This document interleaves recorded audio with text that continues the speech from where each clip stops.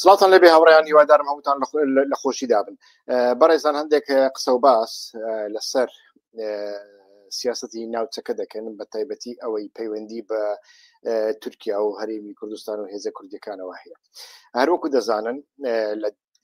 لەو ماوەیەدا و بە تایبەتیش لە دوای ڕوخانی ڕژێمی بەشار ئەسەد بە تەواوەتی بۆمان دەرکەوتووە کە ئێران لە ناوچەکەدا لە پاشەکشەیەکی زۆر گەورەدایە و یانیش بە خۆی دەیەوێ پاشەکشە بکە و خۆی کۆ بکاتەوە و لە ئایندەدا بێگومان هەڵمەتێک دەکات لە سووریا و لە عێراقدا یان نا ئەمە دەبینین هەڵمەتێکی چۆن دەکا هەڵمەتێکی جیاوازتر دەکا لە سیاسەتی 30 ساڵی ڕابردوو کە سیاسەتێکی زیاتر ملیسی و پرۆکسی بوو یان نا چونکە ئەو سیاسەتە لە ماوەی 30 ساڵدا بەرهەمێکی هەبوو لە بۆ ئێران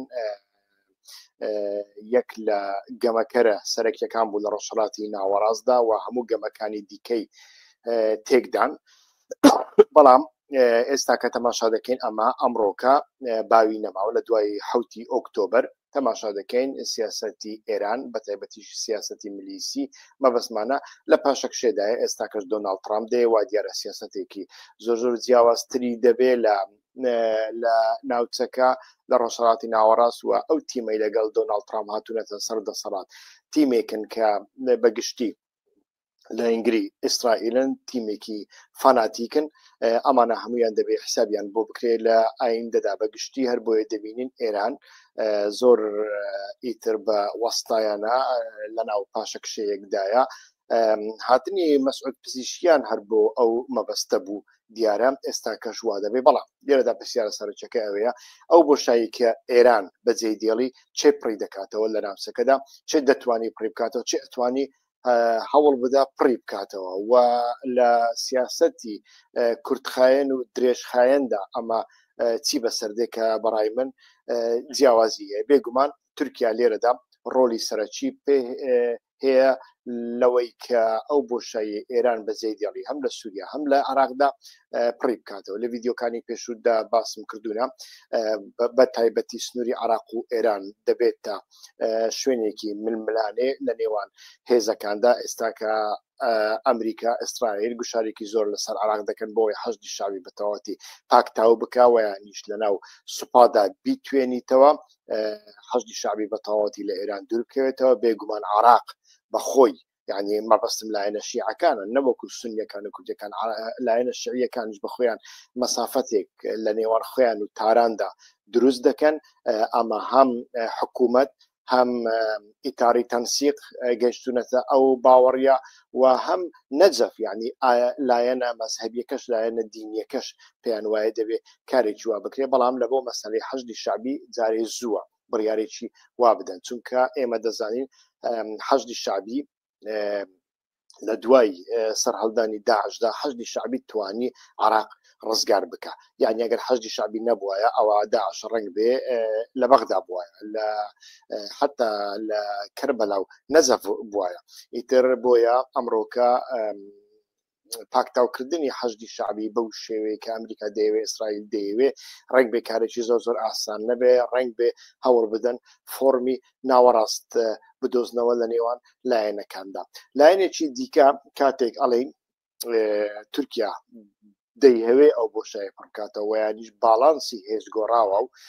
تورکیا لە سیاسەتی ڕۆژانەدا لە سیاسەتی کورتخایەندا ئەڵێم لە سیاسەتی درێژخایەندا ڕنگ بێ جیاواز بێ بەڵام لە سیاسەتی کورتخایەندا هەم لە سووریا هەم لە عێراقدا ڕنگ بێ تورکیا هەوڵ بدا ئەو بۆشایە پڕکاتەوە هێزە کوردیەکانیش هێزە عێراقیەکانیش هێزە سووریەکانی بە دەرەکردن بەوە ئیتر هەوڵەدەن پەیوەندیەکانیان لەگەڵ تورکیا باشتر بکەنەوە ئەو پەیوەندیانە لەلایەنی هەست و سۆزی نەتەوەیەوە حتا لایەنی بەرژەوەندی کوردەکانەوە بابەتێکی چۆنە ئەمە جیاوازە ئەمەیان بە جیاواز دەگرێت بەڵام لە ڕووی زانستیەوە لە ڕووی بەرژەوەندیەوە بە تایبەتی لە ڕووی ئەوەوە کە هێزە کوردیەکان هێزی بەرژەوەند خوازن سیاسەتی ڕۆژانە و کورتخایەنیان هەیە وەرە بەشێکیان لەمانە هەموویان ئەمانەی کوردستانی عێراق سیاسەتی ئابووریان هەیە بیزنسیان هەیە یعنی بیزنس و ئابووری دووشتن کە پەیوەندیان بەیەکەوە هەیە کێشەکەش لێرەدایە ئیتر لە بۆ هەندێک تەماشا دەکەین لە عراقدا لە هەرێمدا شتێک نییە بە ناوی دامەزراوەی نێچیروان بارزانانی کاتی خۆی بافێڵ تاڵەبانی ئاگدار کرد بووە کە نابێ بەبێ ئیجازەی سەرۆکی هەرێم بچێ لەگەڵ لایەنێک ئستیخباراتیەکان دابنیشێ بەڵام حیزبەکەی خۆی بەر لە هەموو کەس ئەچێ لەگەڵ لایەنە استیخباراتیەکان دادەنیشی سەرۆک وەزیرە ئەچێ لەگەڵ مید دادەنیشی بەخۆی ئەچێ لەگەڵ مید دادەنیشی مامی ئەچی لەگەڵ مید دانیشێ لە بۆ ئەوان کێشە نییە بێگومان لە کاتێکی وادا هێزەکانی دیکەش هێزە بچووکەکانیش ینی شاسوار عەبدولواحید دەبێ سلاحەدین بەهادین دەبێ عەلی باپیر دەبێ هەر هێزێکی دیکە بێ ئاساییە کە لەو بوارەیەوە هەوڵ بدا پەیوەندیەکانی خۆی لەگەڵ تورکیا هەندێک باشتر بکە چونکە بەرژەوەندیەکە وایە سیاسەتەکە وایە ئیتر لەو بینەدا تەماشا دەکەین گۆڕانکاریەک لە ناوچەکەدا هەیە دەمەوێ وتەیەکی جەنگی چاندارتان بۆ باز بکەم وا دیارە لە بەشێک لە میدیاکانی کوردستانی عراقیشدا باس لەو هەواڵە کرا جەنگیز چاندار پێش دوو ڕۆژ بەشداری لە بەرنامەی میدیا سکۆپ کرد لەوێدا زانیاریەکی دڕکاند کە لە دیدارەکانی دوایی ئیمرالیدا لە نێوان پەروین بوڵدان سری سوڕیا ئۆندەر و ئۆجەلاندا ئۆجەلان بە پێداگیریەوە باسی لەوە کردووە کە دەبێ کەسایەتێکی وەکو ئەحمەد ترک بخرێتە ناو پرۆسەکە لە گەشتەکاندا ئەو تیایدا بەشداری بکە ئەحمەد ترک وەکو ڕیشسپیەکی کوردەکان دەناسرێ تەمەنی 81 ساڵە وابزانم نەخۆشە تاوەکو ئێستا 3 جار حەسانەی پەرلەمانتاری لێ سندراوەتەوە 3 جاریش وابزانم لە سەرۆکی شارەوانی دەرکراوە بە شێوەیەکی ناڕەوا و نایاساییانە وە قەیومێک خراوەتە شوێنی و ئەحمەد ترک کاتێک سیاست مەدار بۆ ئەندام پەرلەمانتار بوو ئەردۆغان بە سەرۆکی شارەوانیەکی زۆر بچووک بوو گەڕەکێکی زۆر بچووک بوو لە ئیستانبول ینی پاشخانێکی وەها دوور و درێژی هەیە لە هەمان کاتدا لەبەر ئەوەی ڕنگ بێ ئۆجەلان دەرکی بەوە کردووە کە کوردەکان لە تورکیادا بەرەو ناسیۆنالیزم دەچن بەرەو خیتابەتی ڕاستڕەوی دەچن ئەو خیتابەتە ڕاستڕەویە پەکەکەش تێدا گەوزاوە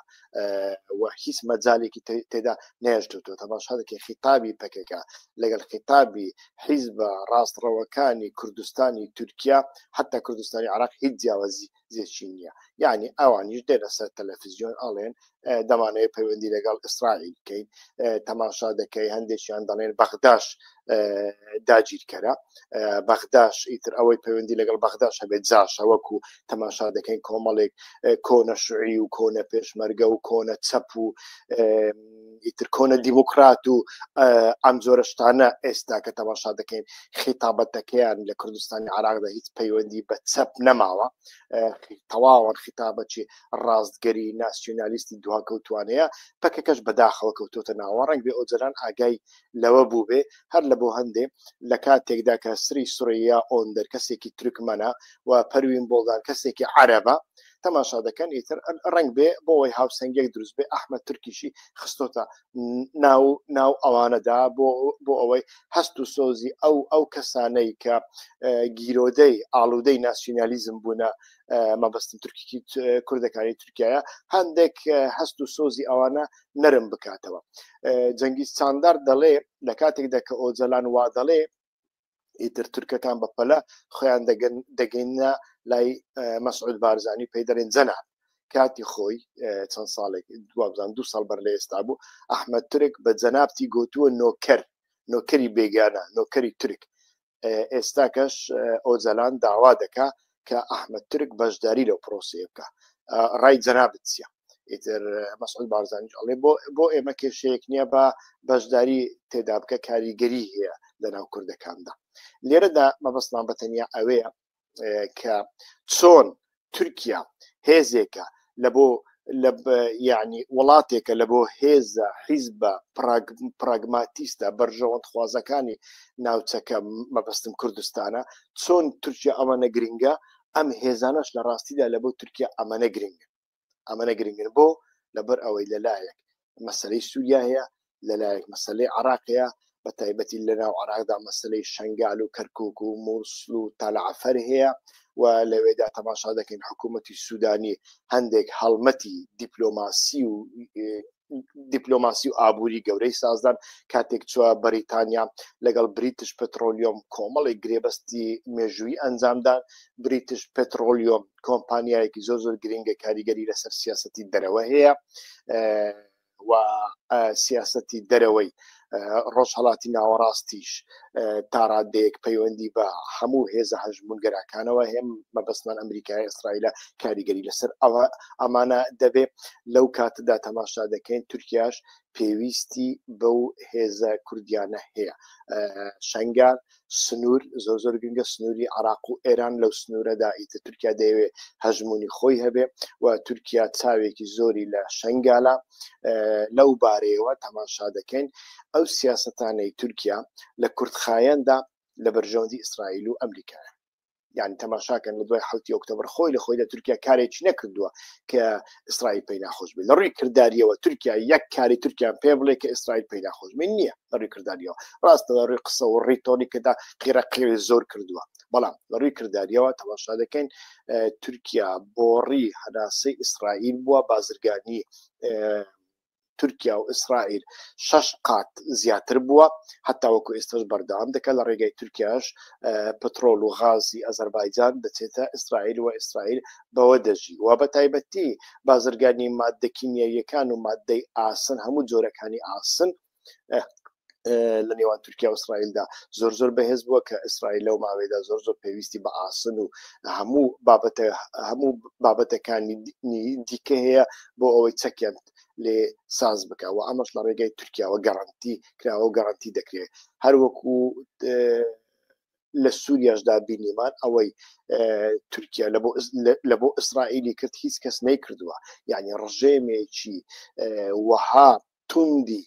ناسیۆنالیزمی عەرەبی سووری کە ڕێگر بووە لە بەرامبەر هەژمونگەرایی ئیسرائیل بەردەوام شەڕی ئیسرائیلی کردووە. ئەگەر خۆشی شەڕەکەی نەکردی بێ شەڕەکەی بە حیزبوڵڵا ئەوانی دیکەش کردی بێ، بەڵام جەبهەی پشتەوەی ئەم هێزانە بەردەوام سووریا بووە. تەنانەت سووریا پردێک بۆ لە نێوان ئێران و بزوتنەوەکانی دیکەی دژ بە ئیسرائیل. سووریا ئەوڕۆڵەی بینیوە و ئەو سووریایە ئیسرائیل هیچ کات نەیتوانی ئیتر بیسڕێتەوە، بەڵام دەوڵەتی تورکیا لە ڕێگای دەوڵەتی تورکیادا لە ڕێگای ئەو هێزە ئیسلامیانەی کە لە ژێر کاریگەری تورکیا دابوون ئیتر ئەم کارە ئەنجامدرا. ئەمە لە سیاسەتی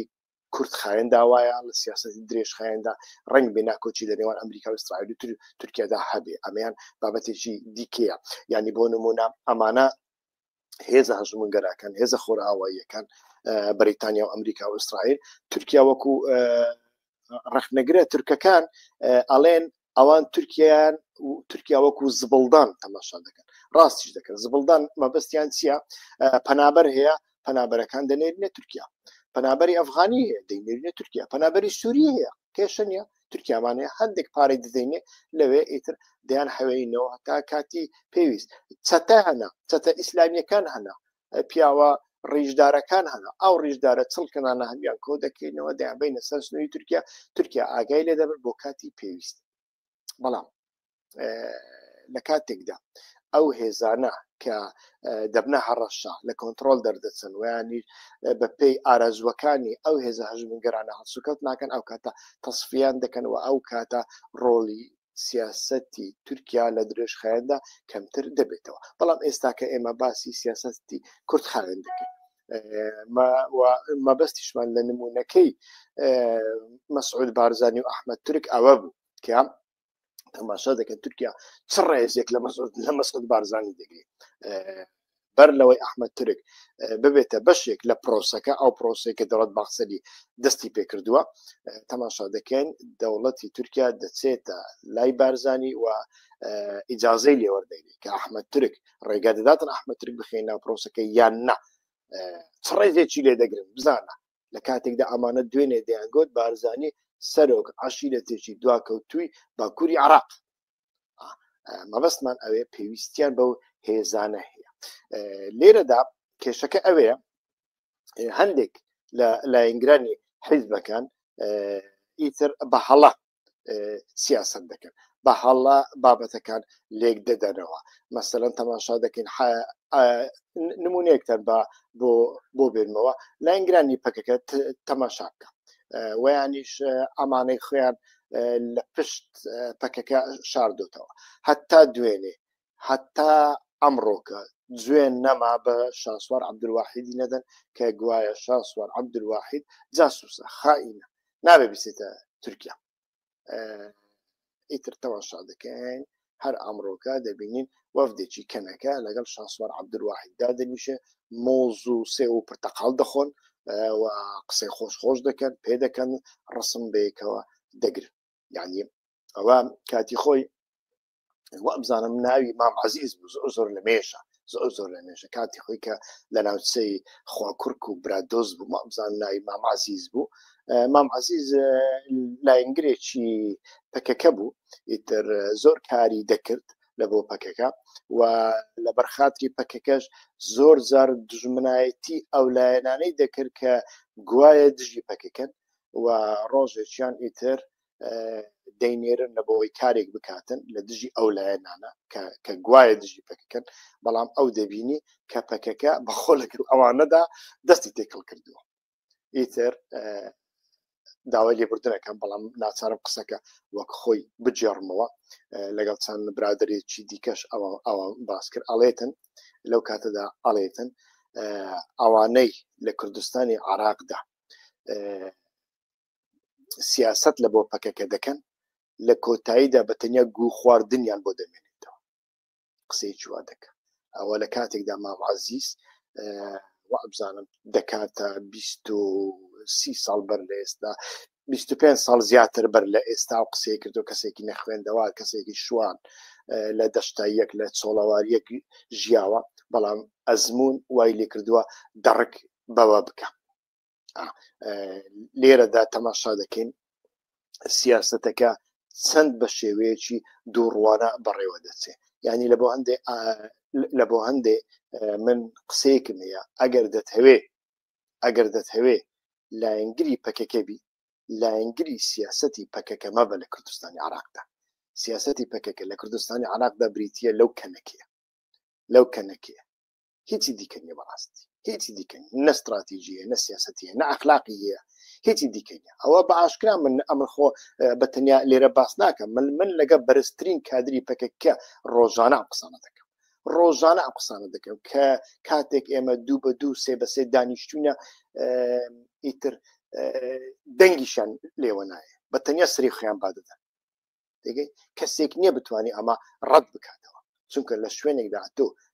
استراتیژیت نەبوو لەوێدا ئەخلاقت نابێ لەوێدا سیاستت نابێ ئێستا کە لەیان بپرسی ئەو کۆبوونەوەیتان چ بوو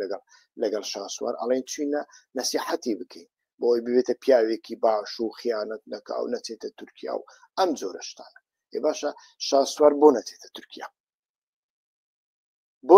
تورکیا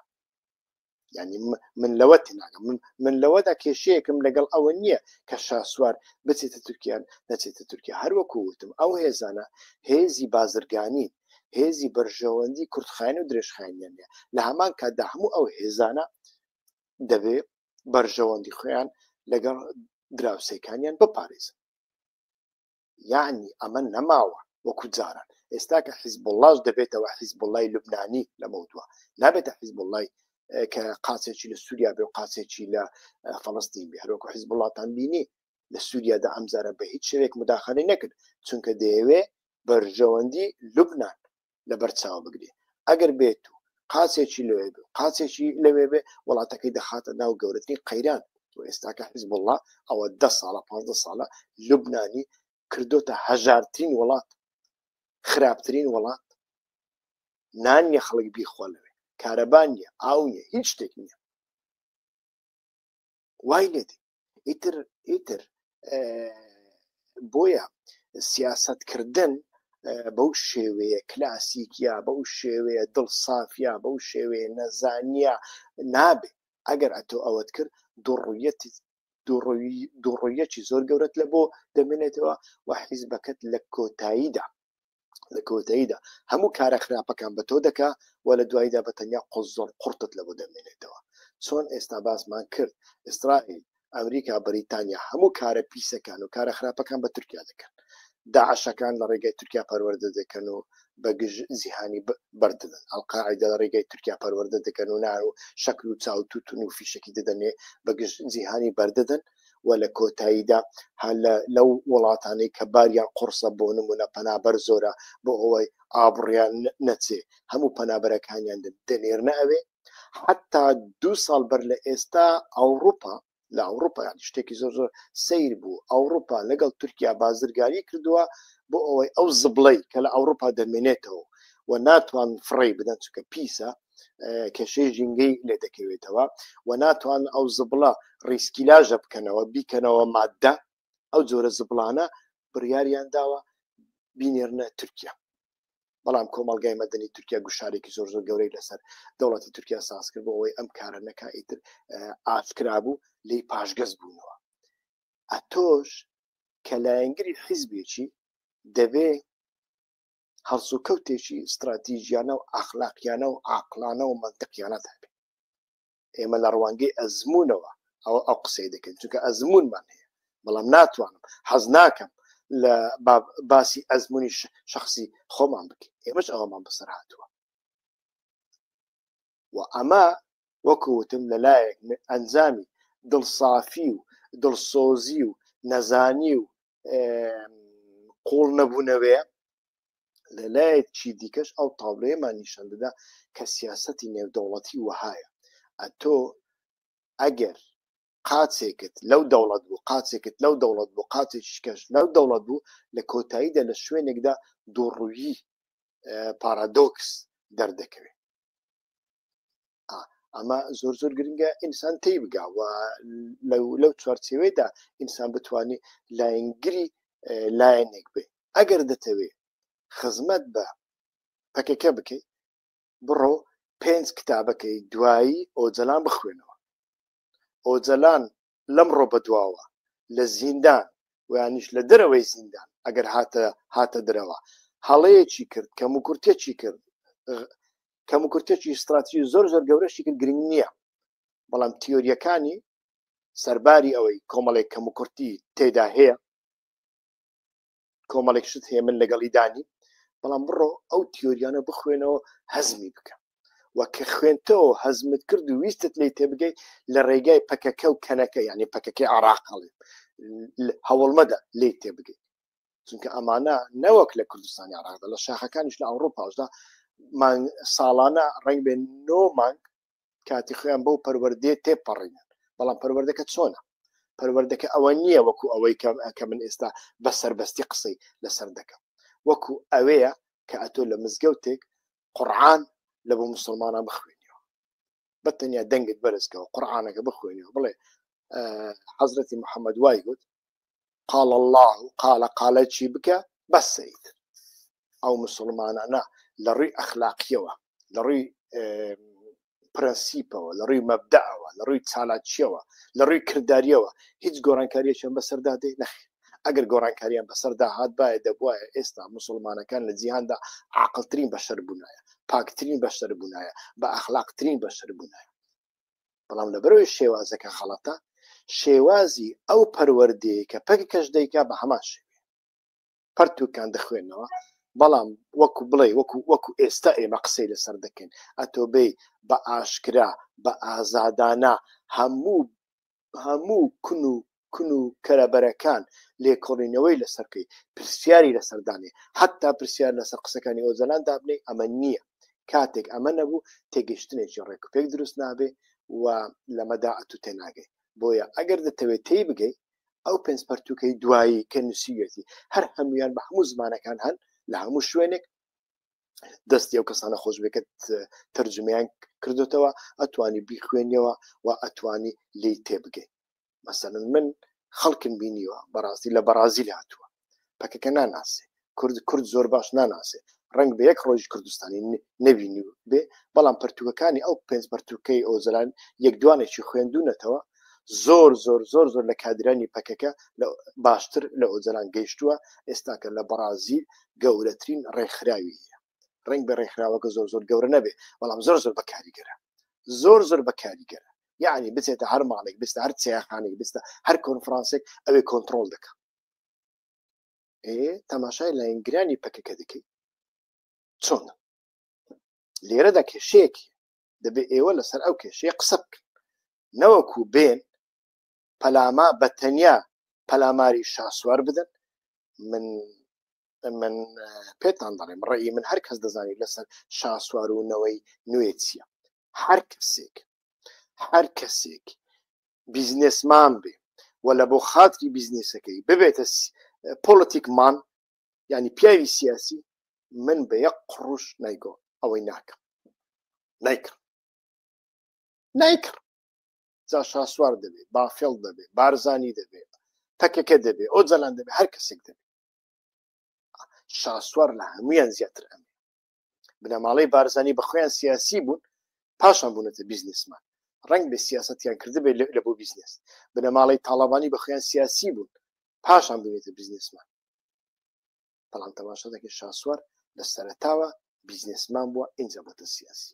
ئەم جۆرە سیاسیانە مەترسیدارتری سیاسی بەڵام ئەتۆ بێی هەتا دوێنێ بەتەنیا یەک ئەندام پەرلەمانت دەرخستووە ئەو ئەندام پەرلەمانش لە ڕێگای شاسوار عەبدولواحیدەوە توانیە دەربخەی بیکێ پەرلەمانتاری عێراق ئێستا کە بێی هەموو شەیەکە لە شاسوار بشکێنێ و دوای ئەوە تەماشا دەکەین وەردێکی کەنەکە دێ لەگەڵ شاسوار چای دەخواتەوە ڕسم دەگرێت ئەتۆ قزڵ قورتت بۆ دەمینێتەوە وەکو مام عەزیز گوتی ئەمە گرنگە ئینسان تێی بگە لە سیاسەتدا بەگشتی لە ناوچەکەدا گۆڕانکاریەکی بەو شێوەیە هەیە و پەیوەندیکردن لەگەڵ تورکیا هەڵە نییە لەگەڵ ئێران هەڵە نییە هەندێک لە برادری چەپ و کۆمونیست بەڕاستی سەیرم پێدێ ینی هەتا دوێنێ پێشەنگی ئێمە بوون پێشەنگی ڕێکخراوە مەدەنیەکانیش بوون لە ئەوڕۆکە ئەڵێن باشە بۆ شاسوار پەیوەندی لەگەڵ بەغدا هەیە ئێوە پێی ناڵێن جاش یعنی تو بەخۆت خەڵکی عێراق بێ پێت وابی هەر کەسێک پەیوەندی لەگەڵ بەغدا هەبێ جاش نەوەک بەغدا پەیوەندی لەگەڵ ئێران و لەگەڵ تورکیاش من بە جاش نازانم بۆ پەیوەندی لەگەڵ عێراق من بە پێویستی دەزانم ئێمە عێراقین ئێمە دەبێ عێراقی بی چەقی استراتیژی ئێمە بەغدایە بەڵام ئێستاکە کێشەکەی ئەوانەی لەگەڵ تورکیا کۆبوونەتەوە لەو دوایە بەڕای من لەوەدا نییە کە ئایا دەچن پیلان و پیلانێک لە بەرامبەر پەکەکە دادەنێن شتێکی وان نییە کێشەکە لەوەدایە ئەمڕۆکە تەماشا دەکەین کە بۆشتا یەکێ لە ناوچەکەدا تورکیا دەیەوێت پڕی بکاتەوە تورکیایەک دان بە زمانی کورد دانانێ لە پەرلەماندا هەر کەسێکیش کە بە بوێری بە زمانی کوردی دوو کەلیمە قسە بکە یەکسەر دەنگەکەی دەبڕن و پاشان لە کاغەزەکەدا دەنووسن فلانە کەس بە زمانێکی نەناسرا قسەی کرد بەڵام لەو پەرلەمانە بە عەرەبی قسە بکە بە عیبری قسە بکە بە ئینگلیزی قسە بکە بە مۆزەمبیقی قسە بکە حتا بە زمانی ئێلیەنەکانی ناو هەسارەکاندا قسە بکە کێشە نییە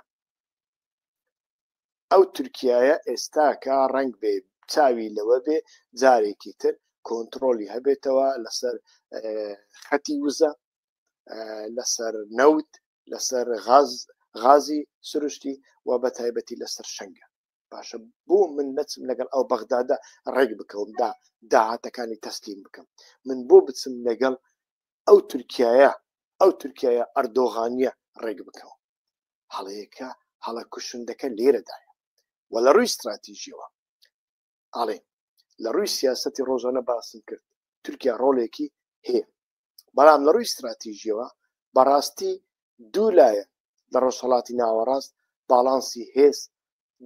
دەگۆڕن و حکمی لەسەر دەکەن یەکێکیان سعودیایە کە ئیماراتیشی لەگەڵدایە و ئەوەی دیکەیان ئیسرائیل دەبێت و پشت بەو هاوسەنگە ببەستی ئەگەر دەتەوێت لە ئایندەدا سیاست بکەیت کێشەی من لەگەڵ ئەمانەی کە چوونەتە تورکیا و گەڕانەوە لە ئایندەدا دەچن بە تەنیا ئەمەیە حیسابێک لە بۆ ئەمە بکەن ئەگەر نا سەردانکردنی تورکیا، سەردانکردنی ئێران، سەردانکردنی سووریا، سەردانکردنی ئۆردون، سەردانکردنی ببوورن هەموو ئەو وڵاتانە لەلای من کارێکی زۆر زۆر پێویستە، کارێکی زۆر زۆر ئاساییە. هیوادارم بەدڵتان بێ ئەوانەی تکایە لە ئابوو نەکەوتونە، یعنی لە سوبسکرایب کەوتونە، سەر لە نوێ کاتێک تەماشای ئەو فلیمە دەکەن لە ژێرەوە تەماشا بکەن، لەوێدا لۆگوێکی یوتیوب هەیە، یوتیوب لایف هەیە، لەوێدا چرکەی لەسەر کە بزانە سوبسکرایبەکەت ماوە یان نەماوە. ئەگەر نەماوە کە چرکەت لەسەر کرد ئەتوانێت سەر لە نوێ سوبسکرایبەکەت نوێ بکەیەوە، ئیمێل و پاسوەردی خۆت دەنووسی لە ڕێگەی گوگل ئاکاونت بەردەوام. ئەگەر من ڤیدیۆیەکم ساز کرد ئەوە گوگل ئاکاونت ئاگدارت دەکاتەوە. زۆر کەس چونکە گلەیی دەکەن ئەڵێن ئێمە ناتوانین فیلمەکانی تۆ ببینین، ناتوانین ڤیدیۆکان بین، ناتوانین لایفەکان بین. ئەوە پەیوەندی بەوە هەیە چونکە ئەتۆ ماوەیەک تەماشای کەناڵێکت نەکرد، ئەو دوای ئەوە ئیتر لەلایەن یوتیوبەوە ئەتۆ وەکو سپام دەناسری، وەکو دەتکاتە سپام لە بۆ ئەو کەناڵی من، بۆ هێشتەکان نبینی. تکایە ئەمەش ڕەچاو بکەن و هەوڵ بدەن ئەو ڤیدیۆ لایک بکەن. ئەگەر پرسیارێکتان هەیە بە 26 بێ وانش کۆمنتێکتان هەیە فەرمونون، ئاساییە بینوسن و ڤیدیۆکانمان کەناڵەکەمان بە دۆست و هاوڕێیانتان بناسێن. هەتا بەرنامەی ئایندا کاتێکی خۆش، ڕێز و سلااو هەر